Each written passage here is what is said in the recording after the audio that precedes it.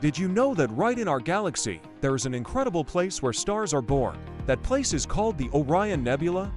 The Orion Nebula is one of the brightest and most studied cosmic clouds of gas and dust, located in the constellation of Orion, about 1,344 light-years from Earth.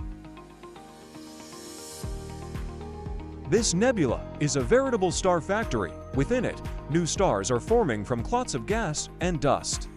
One of the most fascinating aspects of the nebula is the opportunity to observe the process of star birth happening right before our eyes. Thanks to space telescopes like Hubble, we can see detailed images of this nebula and study how stars form and evolve.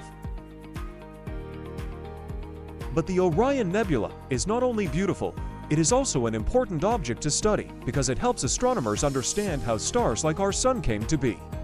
Astronomers study the physical processes that occur within the nebula, such as gas collisions and the formation of protostars, the initial stages of a star.